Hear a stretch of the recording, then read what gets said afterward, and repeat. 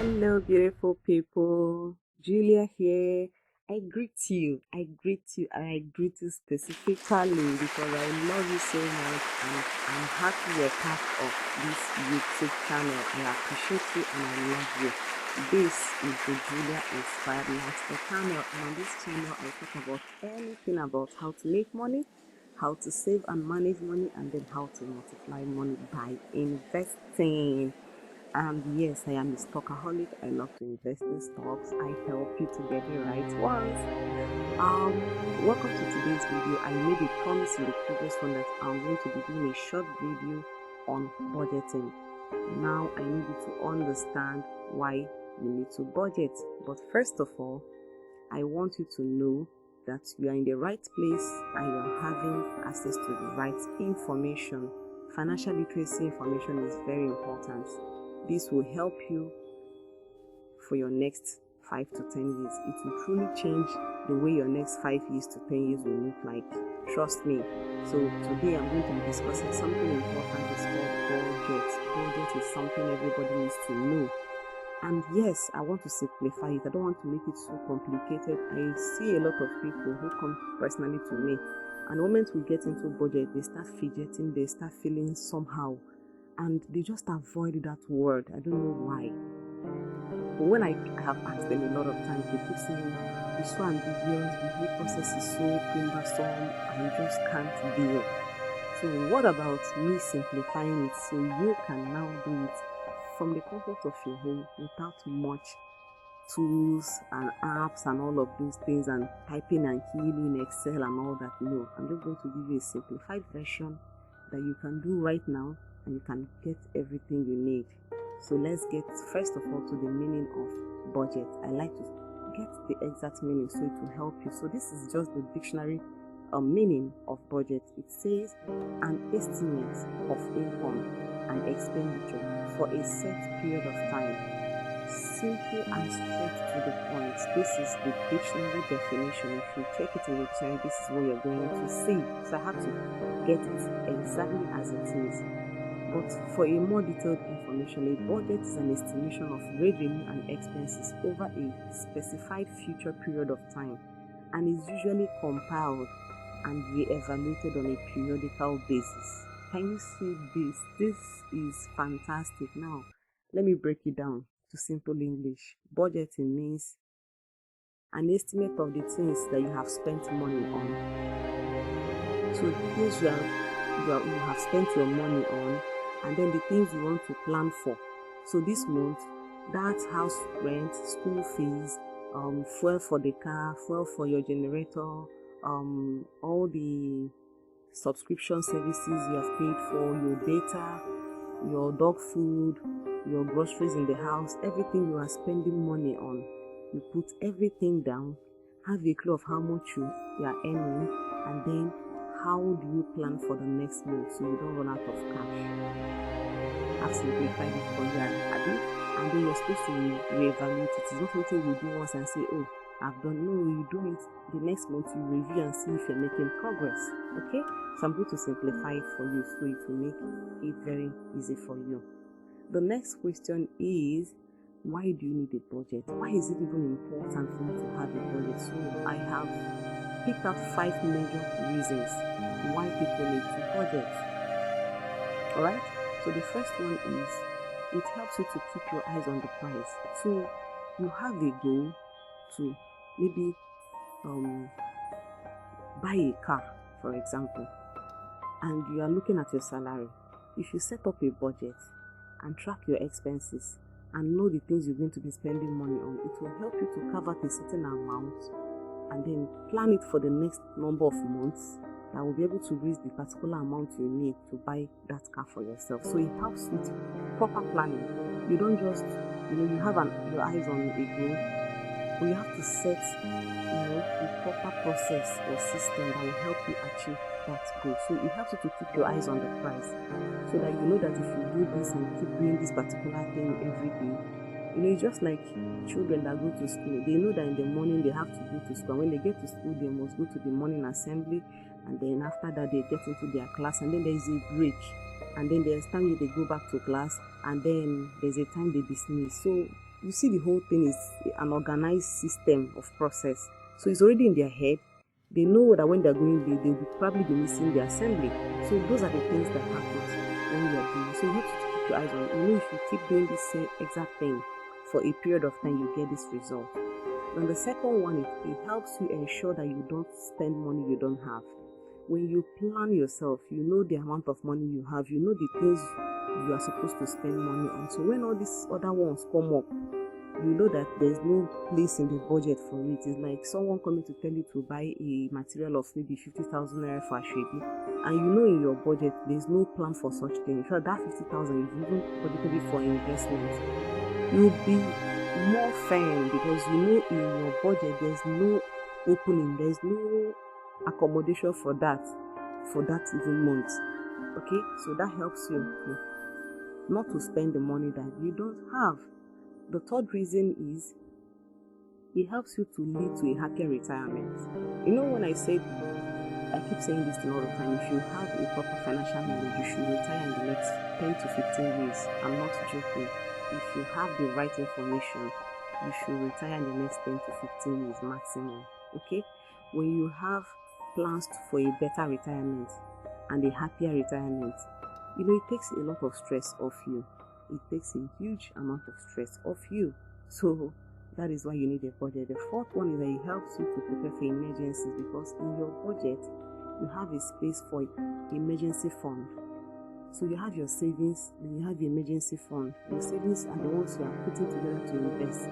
Emergency funds are the ones you're keeping for in case of emergency, so that you're able to use money rather than borrowing or taking money from your investments. So it helps you to prepare for emergencies. The last one is it helps you shed light on bad habits. So by the time you see the areas you're spending a lot of money on, you see where your problems lies. You know, some people tell me, I don't know what's taking my money. I don't just know. Every month I spend a lot of money. By the time we go through the budgeting, they are the ones that will tell me, hey, see where I spent a lot of my money. In the month of February, I spent a lot of money buying gift for 5 different girls. So now they know their sense and they know how to correct it. So it helps you to see where your spending habit, the bad spending habit lies, so you're able to correct yourself. I hope you're learning. So if at this moment you've not yet subscribed, please click on the red subscribe button. The good thing is it helps YouTube to show this video to more people, and then you will become one of the first people to see my next new video once I drop it. So for learning purposes, so you can keep learning on this space, and then you can also share so that your friends can also get on board and you can all learn together. This kind of a thing is so fun when you are learning together. When you meet up with your friends, you have better conversations to have. But if you're the only one, you seem to be the only one with information. So please share. Sharing is love. Okay? Thank you very much. Thank you very much. So let us continue. The next thing I want to talk about is how to simply set up a simple budget. Like, I want to show you how you can set up a simple budget. So there are a couple of things you need to do. So forget the apps for now. Forget typing into the Excel for now. I want to show you a simple method you can use. The first thing you do is to get a notebook. You get a notebook, maybe just a fresh notebook, and just label it my budget book for 2022. Okay? We are already in the month of May and it's ending, today. So it's even good. So you're going to learn the budgeting and at the same time check the next month how you're going to plan it. So get a notebook, get your phone, use the phone alerts, your debit alerts, and write down the things you spent money on. So that's for the part one. The part two are the ones you use your physical cash on. So there are times that you have collected money from people, you didn't record it. Maybe you sold a particular thing, or you offered a service, you taught somebody something and the person paid you 10,000 naira, and while on the road you stay using the 10,000 naira to buy fruits, to buy data, recharge card. So all those kind of everything you spent money on, sit down and think and write all of them down. When you have finished writing down all of your spendings, the next thing to do is to categorize them. All the kind of food that you purchased, whether they are edible, fast food, local made food stuff, just raw food, put everything on one corner. That's one. Food, data, your recharge card, your data, put them all in one. Rent, put it in one.